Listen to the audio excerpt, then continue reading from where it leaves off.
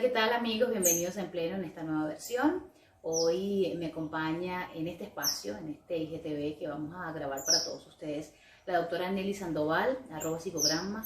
Ustedes la pueden ubicar de inmediato en sus redes sociales. Y vamos a tocar un tema que mucho se dice, mucho se habla, y que en este tiempo de cuarentena, de confinamiento, ha incrementado por los casos que se han informado en el estado Táchira. Vamos a hablar de violencia infantil, de abuso sexual infantil y de un movimiento que pretende legalizar la pedofilia, el movimiento MAP. Por supuesto, desde la perspectiva psicológica de la doctora Nelly, vamos a aliarnos en ella para que pues, nos dé esa luz, esa información de qué se trata, a qué conlleva, a que en todo este tiempo de confinamiento sabemos lo que implica, doctora,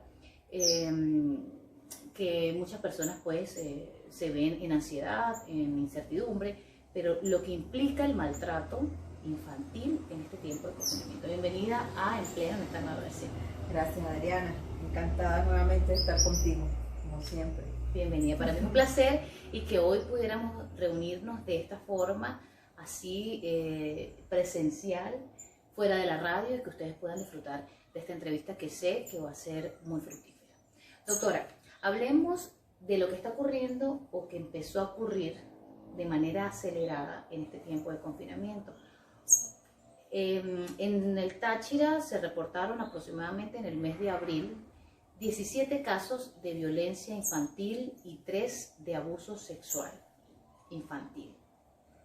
¿A qué repercute que esta aceleración, digamos, de casos, de hechos, con las personas más sensibles de la sociedad, que son los niños? Sí, bueno, mira, vamos a empezar por hablar de lo que es la violencia, cómo entendemos la violencia, ¿sí? Pues la violencia es la fuerza que ejerce una persona, ya sea contra otro o contra un grupo, para lograr obtener algo que quiere y que ese otro no quiere o no está dispuesto a hacer. Y por eso es que hablamos de violencia, porque cuando hay un consenso entre las dos partes o los dos lados, no hablamos de violencia. Violencia es cuando el otro ejerce un poder, y por supuesto, la mayoría del tiempo, lo que vemos es que el que ejerce el poder tiene más fuerza, ya sea física, psicológica, para lograr lo que quiere del más débil, vamos a decirlo así. ¿Qué ha sucedido en este ya primer trimestre de cuarentena que llevamos?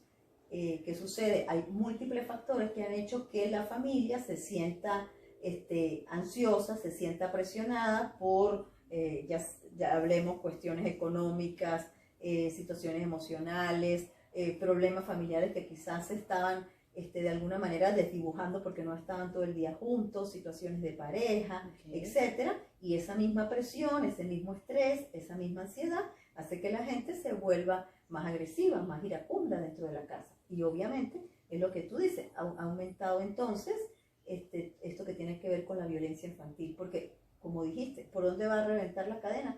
Por el eslabón más débil, que es el niño, que es el que menos poder tiene en la casa, desde el punto de vista de la fuerza física y desde el punto de vista de la simetría, porque los padres, como son los padres, están por encima del niño, o los adultos, por ser simplemente adultos, están por encima.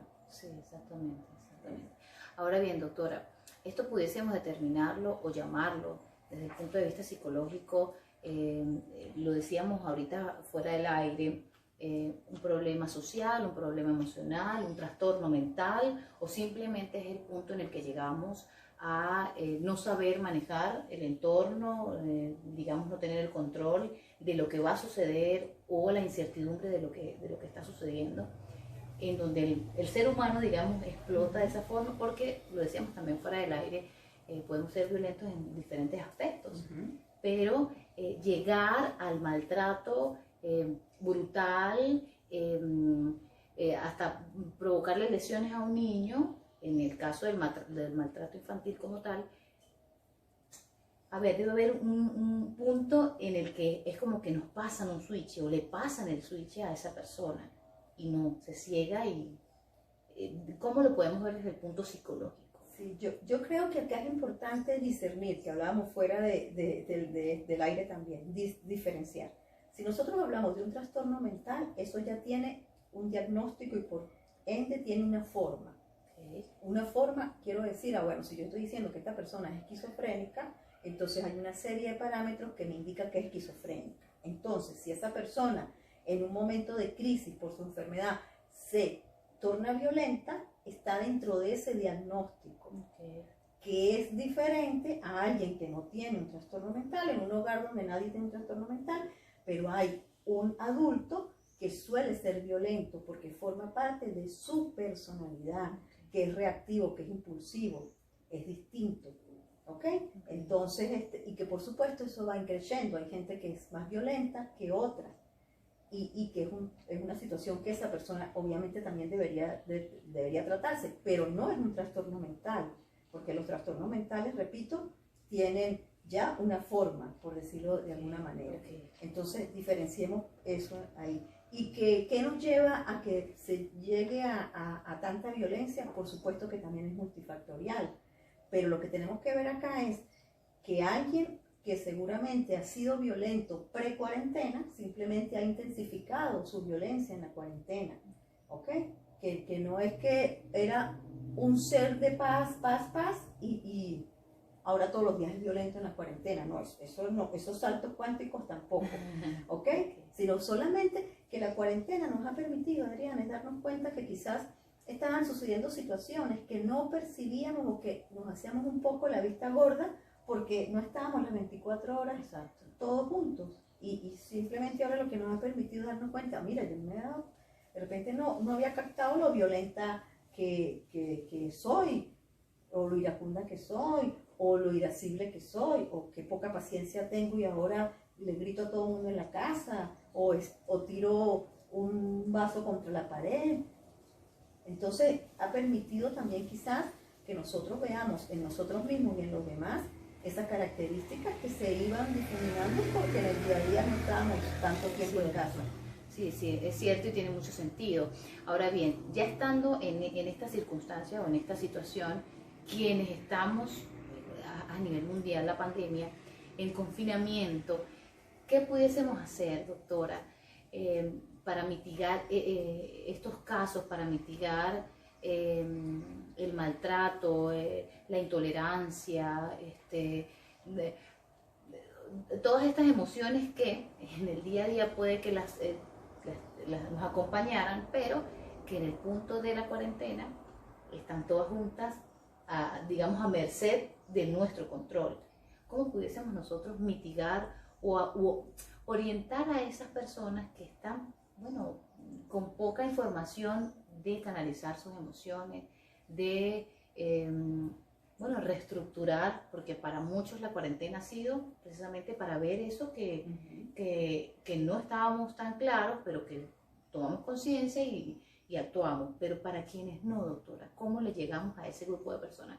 Por ejemplo, también estaba leyendo una estadística, y pongo ese ejemplo, que la mayoría de los casos de violencia han sido, acá en el estado Táchira, de personas que vienen del centro del país, que están aquí en hacinamiento, que están en el estado Táchira en condiciones, pues, digamos, menos privilegiadas, y tal vez todo esto se suma a esta situación.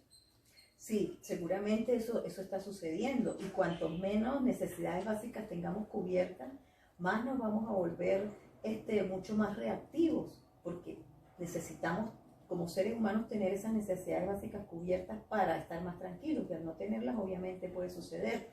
Pero, repito, tenemos que ir viendo cómo eso ha ido avanzando.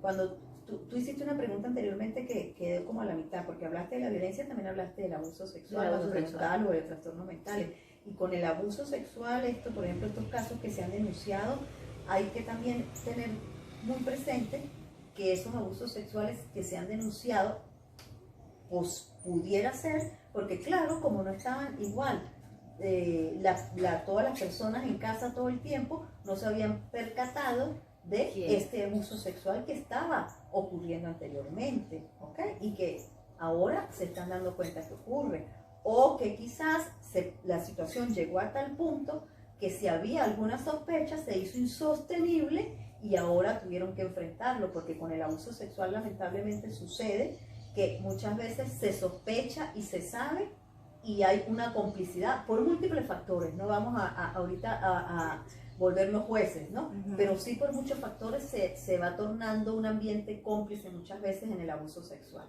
¿ok? Entonces eso era importante decirlo. ¿Qué podemos hacer? Mira, nosotros siempre tenemos que ir a usar las estrategias que veamos que nos van a servir para minimizar esos estados de ira o esos estados de violencia. Por eso es que nosotros vamos a insistir hasta el cansancio, y yo insisto hasta el cansancio, que nosotros debemos tomarnos todos los días un tiempo para meditar, un tiempo para respirar, un tiempo para reflexionar acerca de lo que hicimos.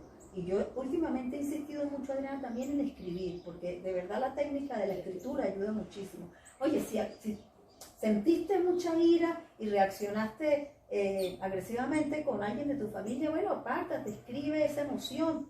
¿Por qué la ira? ¿Qué pasó en ese momento que te sentiste tan iracunda? ¿Qué crees tú que lograste con eso? ¿Cómo lo hubieras podido hacer mejor si no hubiese respondido de esa manera? Y escribirlo te ayuda a ir de alguna manera decantando eso que sucedió. Y la meditación siempre va a ser una opción. La meditación siempre va a ser una opción para que nosotros podamos serenarnos. ¿Ok? Bueno, herramientas súper valiosas que supongo y considero que si lo ponemos en práctica podemos mejorar muchas situaciones, no solamente digamos conflictos de violencia con niños, sino también con la mujer. Estuve revisando las redes de Intamujer, sé que no es el tema del día de hoy. Hay muchísimos casos en el Táchira registrados de mujeres ahorita en confinamiento que están siendo maltratadas por sus parejas, y de hecho activaron en el mes, hace 2 meses, cuando inició el confinamiento, activaron las redes de Intamujer precisamente para ese apoyo.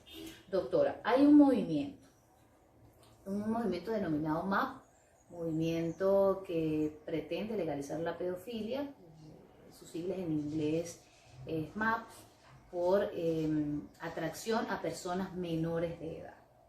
Ellos pretenden en sus requerimientos o en sus solicitudes que la Organización Mundial de la Salud los elimine, los saque de la lista de trastornos mentales. Esto, doctora, como madre, como ciudadana del mundo, me preocupa increíblemente.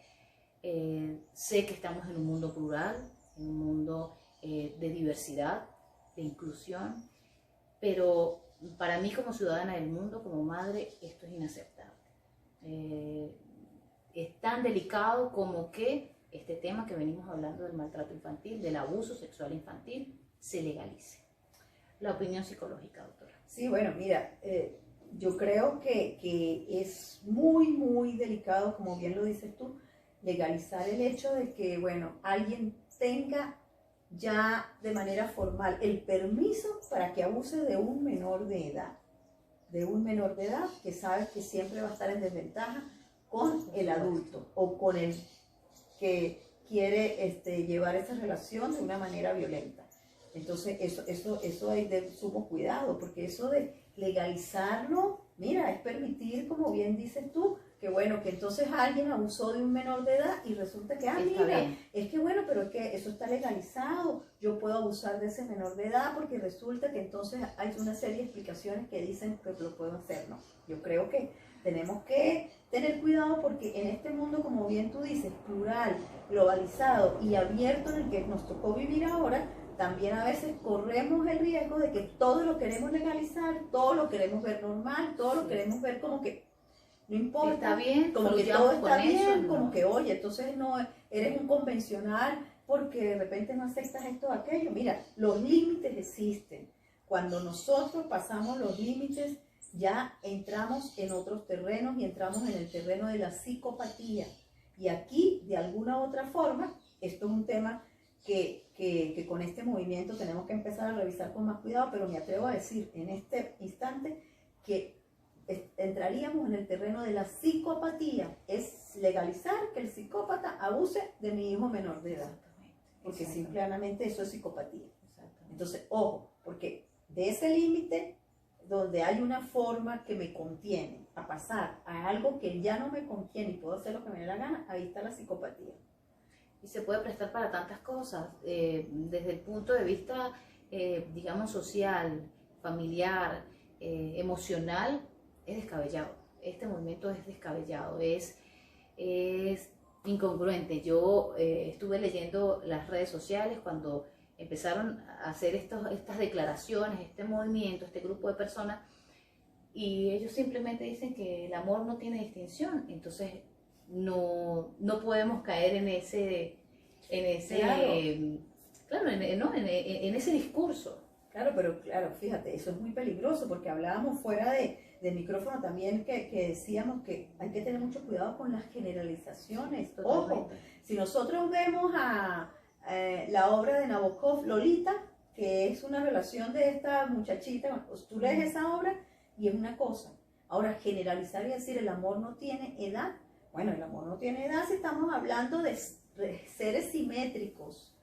Cuando digo simétricos no es por la edad, no es que me tengo que enamorar de alguien que tenga mi misma edad, pues, sino simetría en cuanto que los dos seres pueden elegir y los dos están de acuerdo en eso, pero yo no puedo decir que el amor no tiene edad si yo voy a abusar de un niño de 3 años, porque el niño de 3 años no tiene conciencia de lo que está pasando. No lo va a elegir. Eso es psicopatía y es importante insistir en eso, eso es psicopatía. O sea, el amor no tiene edad si pensamos en Caballo Viejo. Claro, por supuesto, Pero no, y qué bonito es. Pero no en un menor de edad. No, por supuesto que no. Así que bueno, el llamado también a los padres que nos están viendo esta tarde es que tengamos mucho cuidado con este movimiento que pretende pues legalizar la pedofilia y que estemos atentos al llamado, a la negación, por supuesto, de aceptar tal atrocidad. Doctora, recomendaciones para el confinamiento. No sabemos cuándo va a culminar, no sabemos si va a durar un mes más, 60 días más, no lo sabemos. Tampoco podemos manejar la expectativa de puede ser que este mes sí, puede ser que el próximo mes tal vez, porque eso nos va a generar la angustia, que es lo que desborda emociones y terminamos haciendo cosas indebidas. Entonces, la recomendación para continuar en confinamiento, digamos, adaptándonos a lo que tenemos, con respecto al cuidado de los niños, con respecto a la tolerancia como padres, como adultos responsables, como cuidadores en este tema. Yo creo que con respecto a los niños, que es el tema de hoy, es importante lo siguiente. Primero, necesitamos trabajar nuestra flexibilidad. Si uno se encuentra y se descubre que uno es muy rígido, pues hay que empezar por trabajar esa flexibilidad, porque cuanto más rigidez tengo, más difícil se me hace adaptarme a los cambios, ¿ok? Que no es conformarnos, sino que simplemente hay una realidad fuera que nos dice, mira, tenemos que adaptarnos porque no nos queda de otra. Entonces, ¿qué recomiendo yo en las casas que hay niños? Que los adultos se turnen, porque sí es verdad que los niños te mandan una energía tremenda y te dejan extenuado. Entonces, no tienen nada de abominable ni de terrible que uno como mamá diga, estoy extenuada y yo necesito un descanso. Entonces, turnarse, que los adultos se turnen con los niños, que un adulto pueda salir un rato, dar una vuelta cuando se puede, descansar, dormir una siesta y se vayan turnando, porque hay que sí dosificar las energías de los adultos para cuidar los niños. ¿Ok? Eso es lo principal, lo primordial. Esa cooperación entre los adultos, en primer lugar. Y después, en segundo lugar, pues también hay que propiciar algunos tipos de interacción y de juegos en que participe toda la familia para que también se pueda de alguna forma diluir la responsabilidad en una sola persona o en un solo adulto, sino que hayan espacios para compartir con esos niños. Doctora, ahorita que usted dice eso, me parece súper importante acotar que hay factores que siguen influyendo y van a seguir influyéndonos en este momento de confinamiento, que es el factor económico, el factor del hacer, del resolver, porque el venezolano y más que todo el venezolano está en esa búsqueda de seguir dando lo mejor, pero también de recibir, de resolver el día a día. Si bien es cierto que estamos pensando en el hacer, en el producir, en el generar ingresos, no es menos cierto que debemos llegar a casa y tener siempre pues una disposición. Ese punto es importante, el punto en el que el padre o la madre, en este caso, no sabe cómo desligar el momento en el que tiene que salir a producir o ingeniárselas, porque muchos venezolanos estamos en eso, ingeniarse el producir dinero con el tema del cuidado de los niños. Yo creo que es ahí donde está el punto en el que es como que nos quitáramos un traje. No todo el tiempo estamos de buen humor, no todo el tiempo estamos conscientes y hay momentos en el que nos desesperamos, pero es como si nos quitáramos un traje. Pero yo creo que el punto es que las personas no saben quitarse el traje, del hacer, producir y producir, y cuando llega el momento de entregar el 50% o el 60% de tiempo al niño, la cabeza la tienen en otro lado. Entonces es importante también que le recalquemos a las personas que podemos trabajar, podemos hacerlo, pero que debemos darle al niño también el momento, porque para ellos ha sido complicado. Sí, mucho. Para ellos ha sido complejo al aceptar y entender que no voy al colegio, que no comparto con mi familia, que no comparto con mis amigos y que estoy en casa solamente. Entonces es tema también de empatía, doctora. Sí, porque además para los niños no es tan fácil como creen los adultos, porque un niño que no está saliendo de hace 3 meses a un parque, que no está haciendo los deportes que hacía, que no está saltando, corriendo, que es básico en un niño, que está encerrado en una casa o en un apartamento, no es fácil para ese niño tampoco, ¿ok? Solo que de repente no lo expresa como lo puede expresar un adulto. Y lo que tú dices es muy cierto, Adriana, es importante porque, mira, cuando tú llegas de la calle, de trabajar, de buscar cómo resolver lo económico, el hecho de que tú llegues y te quedes en la casa dándole a ese mismo disco duro, angustiado porque de repente quizás hoy no hiciste todo lo que querías hacer económicamente para resolver, ese pensamiento simplemente no va a hacer que suceda algo las horas que estás en la casa. Entonces, por eso es que yo ahí insisto en que uno tiene que buscar unas estrategias para, como tú dices, quitarse el traje. Es, bueno, mira, yo insisto mucho en tomarse unos minutos para relajarse y para meditar por eso, como para, bueno, mira, ya, tengo que tranquilizarme, ya lo que pude hacer hoy económicamente para traer a mi casa lo hice. Correcto. No va a cambiar por el hecho de que yo siga pensando en eso. Ahora aquí disfruto de mi familia, disfruto de los niños, que eso también es un regalo de la vida.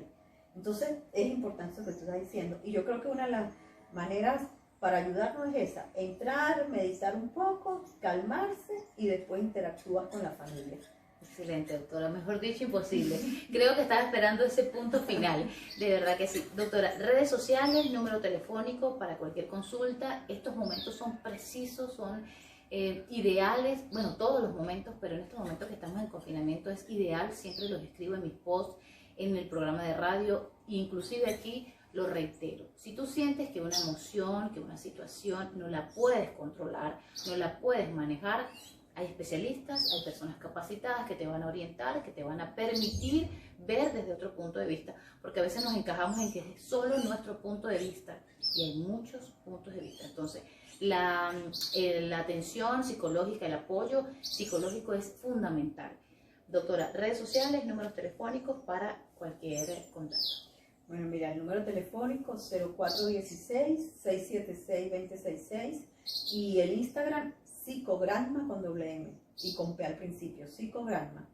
Excelente, gracias doctora por este ratico, por esta conversa, que sea el primero de muchas entrevistas que hagamos, de esas conversas tranquilas, donde podamos llevarles a ustedes herramientas que ustedes puedan utilizar siempre desde la conciencia, desde la responsabilidad, no tomando las cosas tan a pecho, sino también pues, abriendo un poquito el compás, buscando estas experiencias, estos especialistas que nos van a permitir, por supuesto, hacerlo de una mejor manera. Será entonces hasta una próxima oportunidad. Esto fue En Pleno en su nueva versión.